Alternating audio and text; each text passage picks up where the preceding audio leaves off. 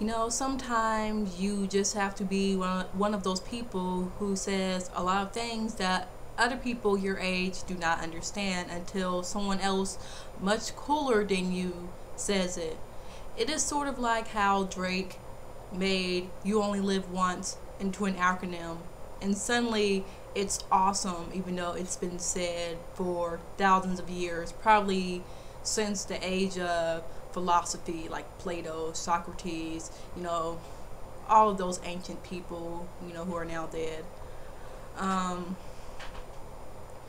I'm trying to fix this because I can't ever get my laptop cam to work properly. Um, I don't, because it looks like I'm not staring at you. I'm supposed to be looking at you. Well, I guess I should at least try to make this presentation go smoothly as possible, even though it looks like I'm, blind and I cannot see. Okay, is it working now? Is it working now? Okay. So yesterday I was sitting at lunch with my organization sisters. Well, not lunch, it was dinner around 5 o'clock or so. And they were talking about jobs, getting jobs. One thing that really caught me was when I said that, I would rather work somewhere else than here, where half of this population is prejudiced against black people and I don't want to be discriminated against. I said that. I said, I don't want to work for these white people in this town who are racist, because as someone who has walked downtown with her friends, with her male friend, I've noticed how people look at us and treat us. Like, we would walk past these cars and they would just honk their horns or blow smoke our way, and they would think that I don't notice it, but I do. And we've even been called the N-word a few times, and it is not everyone that is racist in this town. In this college town that I live in, not everyone is racist. If I thought that every white person was racist, I would not bother with any white person that, I talk to or associate with or am even friends with. Like, if I really thought that every white person in this town was racist, I wouldn't be trying to join, a sorority where most of the girls are white. Because first of all, I am actually, in TBW, which is called Today's Black Woman, and it's for black girls, but anyone can join, but all of the members as of right now are black, and we do things, that cater to black women. That's basically our philanthropy. That's basically what it is. So I believe that, trying to rush for another sorority where it's more diverse, with the different girls from different backgrounds and classes, and not just white and black, but, Asian, Hispanic, I think that that's good for me, to get involved with a local sorority and do something like that, because that type of thing has more or less interested me. I'm friends with any type of people, but what really unnerves me is that a lot of people seem to not be so open-minded. Like, the organizations are fine, you meet all types of people, white or black, Asian, Latino, Indian. We have an international club where people of all backgrounds come together. So actually the multicultural program here is great. But outside of this school, outside of this campus, which is small, it is not open-minded. And it's not everyone.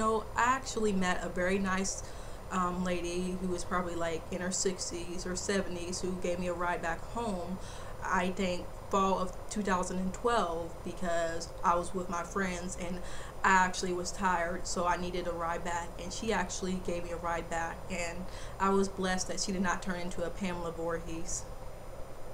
Okay, you can ignore my dry humor. But I just thought, when they accused me of being racist, especially as someone who has a Tumblr, as someone who runs a blog that talks about, why reverse racism does not exist, that talks about privilege, institutional racism, colorism, light skin privilege, heterosexual privilege, any privilege that you can think of, for someone to call me a racist, shows me that they don't know what they are talking about. And then they said, well, I don't mean racist, I just mean anti-white. There it is. I am anti-white because I do not tolerate racist white people. That I don't tolerate white supremacy. That I don't tolerate the ideal that whiteness is superior. So it comes off as anti-white even though I bother with anyone. I don't care who you are. Like, I am going to be very elementary right now so people will get it. You can be prejudiced against white people, you can be bigoted against any race, but you cannot be racist towards white people because they are of an institutional power where they can be racist and they can say bad stereotypes about black people and the stereotypes actually affecting them. Just like a dark-skinned woman cannot demonize a light-skinned woman who is valued and favored in this society, because what advantage does a dark-skinned woman have? What advantage does a black person have over a white person? And do not bring up Obama, because if you bring up Obama that, well, Obama is the president of the United States, I will just shut you down, because first of all, if he really had that much power, we still wouldn't have so many TV shows discrediting him, because I remember there was one episode on, well, not an episode, but a segment about how Obama, may be the reason why unemployment rates are dropping, and then they try to say something about, well, we think it may be just because people are just giving up. So right now, right then, that tells me that they just wanted to discredit him. They did not want to give Obama any type of credit. Anytime Obama is talked about, it is something negative.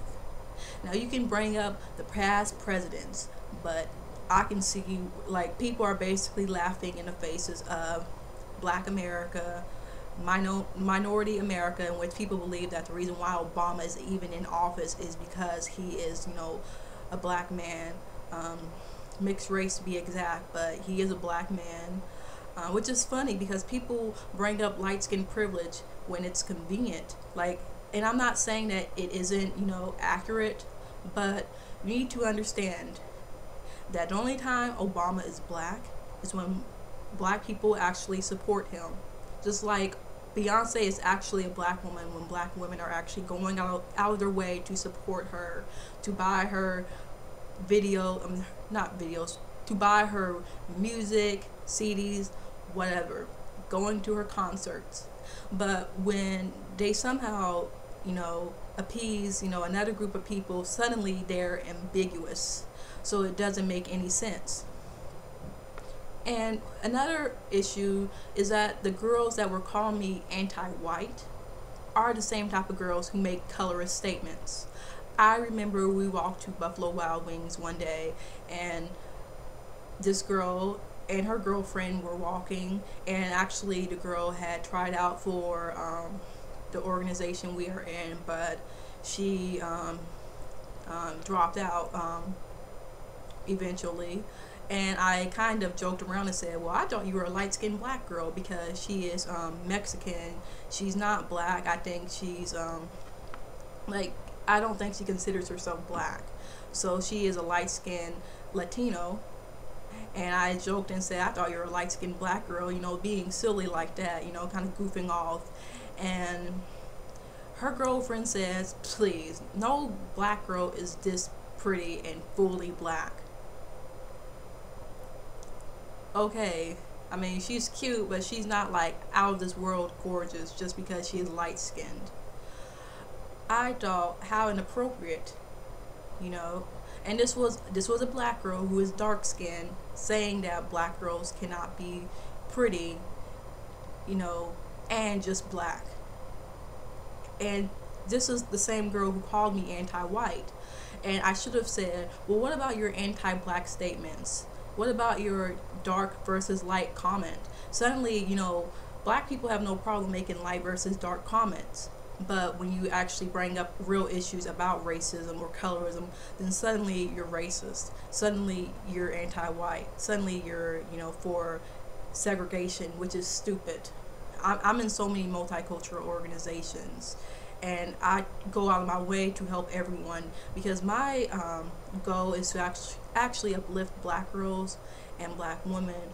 But you know, if you're any type of girl who wants her self-esteem boost, you know, I'm here for you, because I'm here to help other girls. But my number one priority is to protect girls like me, because of this society where being black and dark skinned is so unfavored.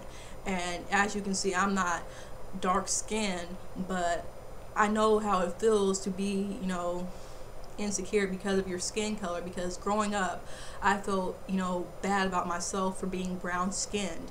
And now that I am older, and now that I know where it comes from with colorism, and that dark skin is considered ugly, it makes me upset that this is why I felt the way I did, because of other people telling people that they're not good enough. And to hear dark skinned girls share their stories about how they feel, and how they never meet the right type of guys, or haven't really made any friends because of their skin color and what they look like, that really makes me upset. But it's not a problem to black people until you say something, you know, profound, like, you know, why would you want to work for, you know, people in a very rural, unknown town that isn't very friendly? You know, if it were any other town, you know, sure, because chances are you are going to be working for a white person, you know, no matter what. You know, sometimes you may be working for a black person, but, you know, you have more of a chance to work for a white person than, you know, if someone were a minority, unfortunately. That's how it is. So I don't have a problem with that. But, you know, rural towns where, you know, it's pretty much common knowledge that it isn't the most open-minded, it's not for people of color, it's not for gay people, it's not for, you know, people who are different. It is very closed knit, and it's not in a good way. But I would not say that all of this town is horrible. I mean, every person in this town is not racist.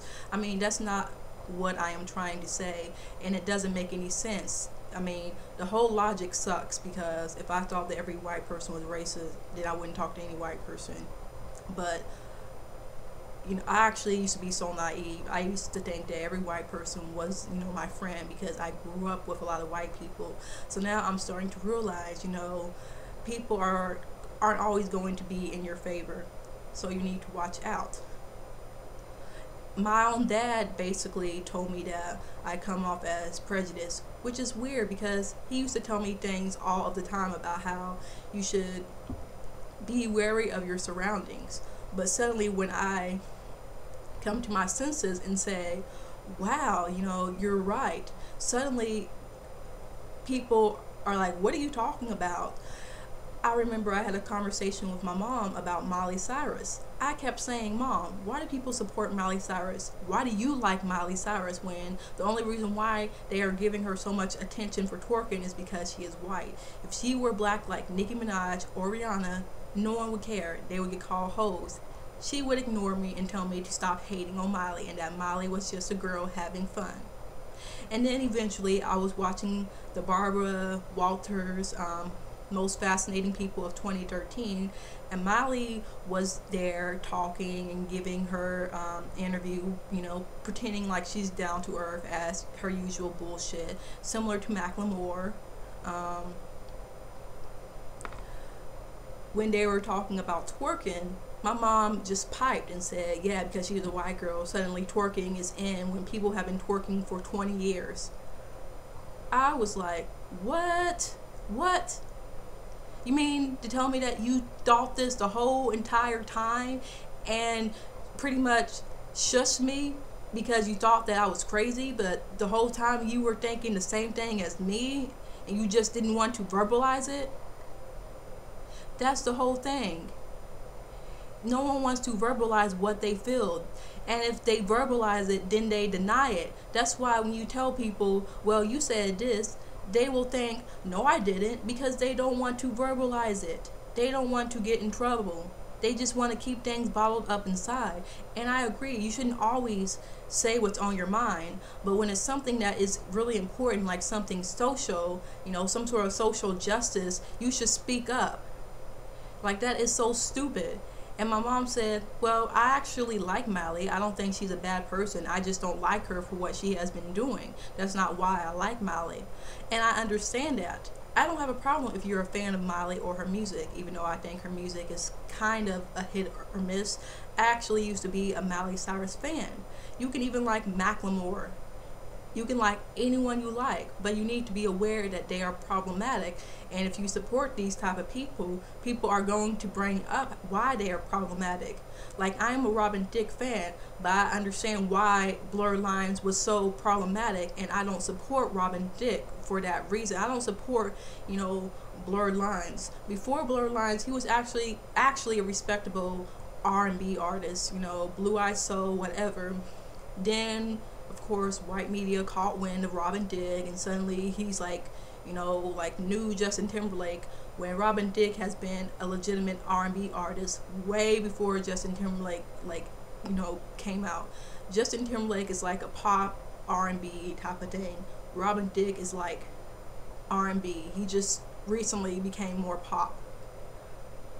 But if you want to like certain artists, you need to be aware of their handling problems that create in this society. Because when I first saw Blurred Lines, I thought, why do people like this video? This is trashy, this is sexist. And Robin Thicke is trying to cover it up like, well, I'm just liberating these women. These women can liberate themselves, and these are models. And if these women want to be sexy and be nude and whatever, that is not an issue. The issue is when men think that they are doing women a favor for something that they can do themselves. Any woman can control her body. Men can't do that. Men can't tell women when to liberate themselves. I believe Bell Hooks made a point that men are all excited for sexual liberation until women says, no, we own our bodies. We want to liberate ourselves, but we want to have control. You can't do it for us. Only we can liberate ourselves. So that's why people have a problem with Blurred Lines, and it deserves to be dragged all the way through the pits for that reason, as well as Miley, Justin, Macklemore, Mr. Eve Harrington. Like, oh, I don't think I deserve the award because Kendrick Lamar, he is so much more talented than I. Duh. Go cry your, fill the bill eyes, somewhere else. I'm trying to think of a shade, but I can't think of it right now. But Macklemore is full of crap. I was so upset when he won to Kendrick Lamar.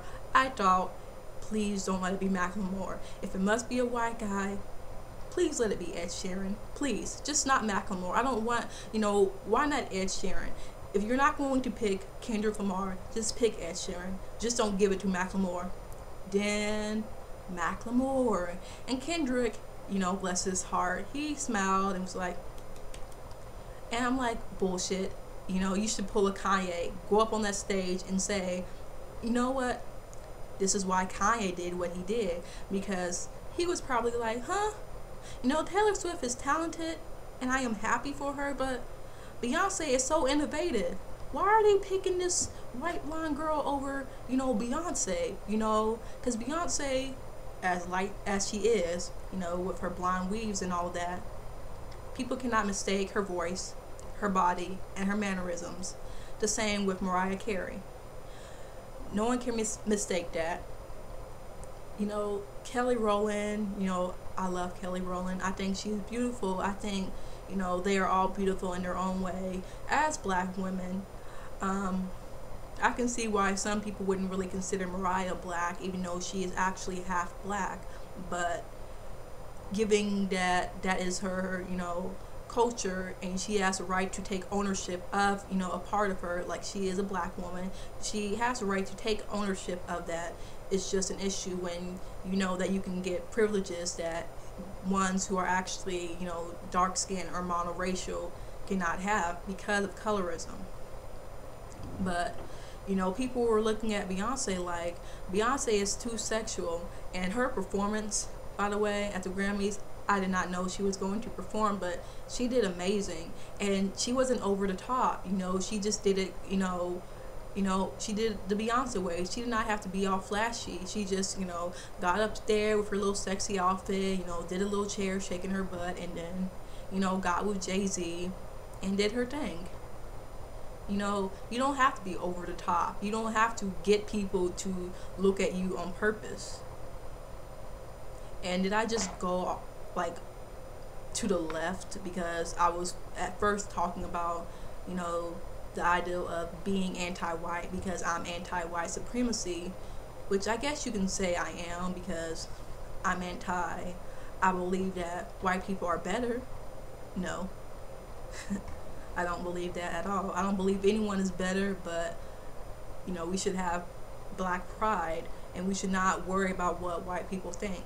I mean, it's not always wise to talk about race when you're in a professional environment because you can get fired. I'm not saying that you are wrong, but that's not very wise because these people, control your future. Well, not all of the time, but if you are, at a certain job, you should sometimes keep certain things to yourselves unless you feel like it is really an issue, like diversity and culture. You should always bring it up. Don't keep it bottled up inside like certain people I know who do that. But I guess that's all for today. I did not mean to go this long. I mean, how long? Oh, it's only like 21 minutes, so I guess it's not so bad. But have a nice day.